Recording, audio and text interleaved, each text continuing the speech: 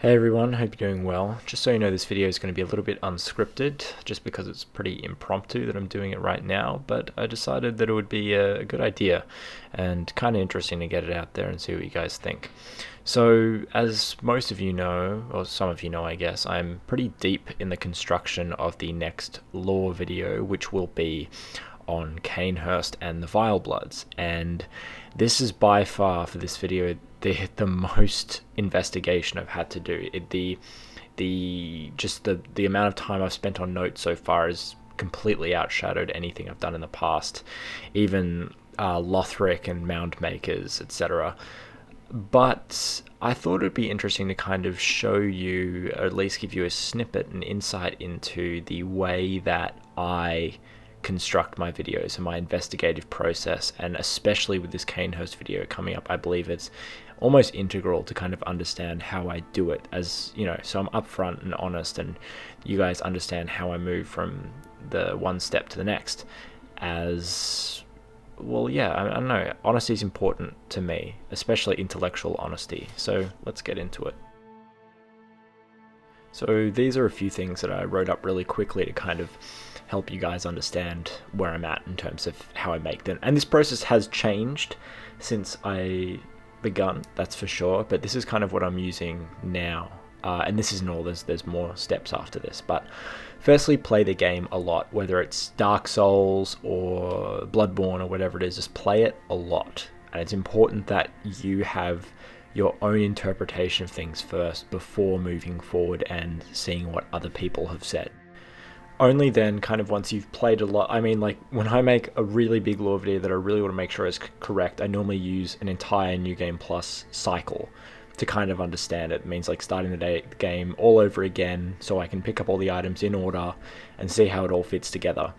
And once I've gotten everything from that area that I possibly need, that's when I start to take notes by myself, whether the items I've picked up, the things I've noticed, whether it's tapestries or certain items, not items, but what's the word, like just ornaments and stuff around the rooms and things that I think could help us understand lore better. I take that into account. I look at my own footage, and then I'm like, okay, now I'm ready to kind of crack into the notes part. And then the notes are just kind of like a sprawling, I've got a clip here, I'll put it up, a kind of a sprawling list of normally items, their descriptions, my interpretations, things I've just noticed in the areas that I write about. I'll put a couple paragraphs about that. There's a lot of that for Cainhurst, holy shit. But all my own kind of observations before consulting the wikis, because there are obviously Dark Souls and Bloodborne wikis out there, but there is no one wiki that is the best. Even Fextra Life. I've gone on Fextra Life and found stuff that is missing that I can find on other wikis, and vice versa. So I normally, if I have to consult wikis, I normally use a couple on the same topic so I can kind of get a well-rounded thing. It's the same even with the Future Press guidebooks that even work closely with FromSoft. They don't have all the 100% correct information in them. Even while saying that though, the wikis are obviously very helpful and obviously have all the item descriptions in one place, so you can just look something up and have a look at them. They've got high quality images that people have taken and uploaded, but my problem is sometimes you'll go on certain pages for wikis and they will have lore sections that are kind of presented as if they're objective. And I've seen a lot of these when I'm like, okay, well, I have reasoning to think that that's not true, but it's not like I'm going to make an account just to say, no, this is incorrect, or just kind of get an argument. So it is slightly an air of misinformation there. People are very sure about what they're saying. They don't kind of let any atmosphere for discussion kind of happen. You can tell this is totally unscripted, so rambly, but you know what I'm saying. If you've ever been on a wiki, any wiki for any game, Silent Hill in particular, oh my god, those wikis are a total mess. They're actually kind of funny to the just how I don't want to say problematic, like just how kind of troubled they are in terms of their information on there. So yeah, that's why I try to use wikis sparingly and not my primary source of information. The primary source, as Redgrave said really astutely, the only primary source we kind of have at our availability is the game itself. So I'm probably up to step 6 with Cainhurst at the moment. I am in the process of completing my notes, although I probably have about, I'd say, over a dozen items and concepts that I still have to write about before they're going to be done. And step 7 is possibly the most important rule when it comes to these sorts of videos. I think it's really important to only look into the ideas of others, which I haven't done yet for Cainhurst. I want to look at Aegon, the Cainhurst section of the Pale Blood Hunt, and a bunch of other JSF, like a bunch of guys that you guys suggested I should watch, which I will, but I only want to do that after I've completed my notes. So that is when I know that certain thoughts are my own and other thoughts belong to others, or they've thought of them first, so I can reference appropriately if I need to. If you look at other people's stuff first and then conduct your own investigation afterwards, you're making yourself a lot more prone to, number one, just repeating what other people have said, but also continuing along a thread that's essentially been interpreted by someone else and making that your own.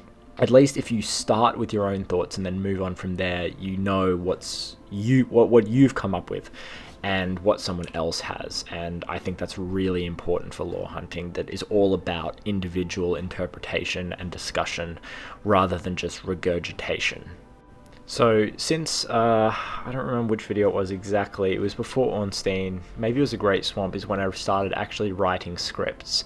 So before that, what I was doing is I was just taking a bit of notes and just kind of paraphrasing it. But now that I'm actually writing scripts, it's really good because then I have a really kind of good idea of how long the video is going to be and how it's all going to be structured. And it's structured more like an essay than anything else, which I think works fine. Then sometimes step 9 comes before, back in like step 4 or something, I'll obtain footage. So I'll record footage, and then, so on PC I'm using Shadowplay, and on the PS4 I'm just using the native software. I guess at some point I'll have to buy a capture card if I continue doing the videos, because the quality is not great that the PS4 is able to output. So I will work on that, definitely, as a side note. Then editing and uploading. So currently for editing, I'm using Adobe Premiere, which is a really great program. I used to use Sony Vegas, which, looking back on it, it's kind of shit. It's good at some things, but it's kind of shit. And that takes probably the second longest period of time next to note taking. Note taking definitely takes the longest time. And then editing, so editing is fine, just kind of working in the footage with item descriptions that come up on the screen and things like that. And also, any other music I think is very important. As you notice, not all of my videos are monetized, mostly because I am using a lot of copyrighted music. But one thing I really believe in is that, like, I'm not really about the whole money thing, especially now that I'm such a small channel. What I really want to focus on is just making my content the best it can possibly be.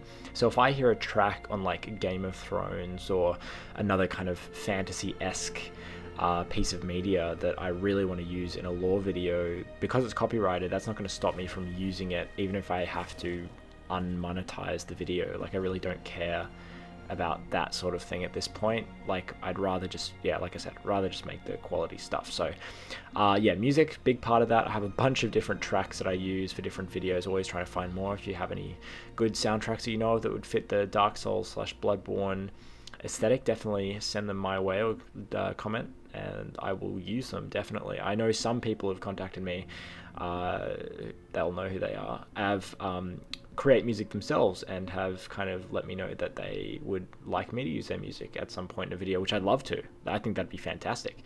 So be sure to get those to me. And then uploading speeds in Australia are fucking garbage, so I have to kind of mitigate that by making sure I'm uploading in the right format, the right length, the right quality and everything. So if it's a smaller video, I've actually been kind of experimenting with that, different formats and stuff. That's boring stuff, you don't want to know about that. But I have trying to find a balance between time, so it doesn't take 14 hours to upload a 20-minute video, and quality, so it doesn't look like it's made on a potato.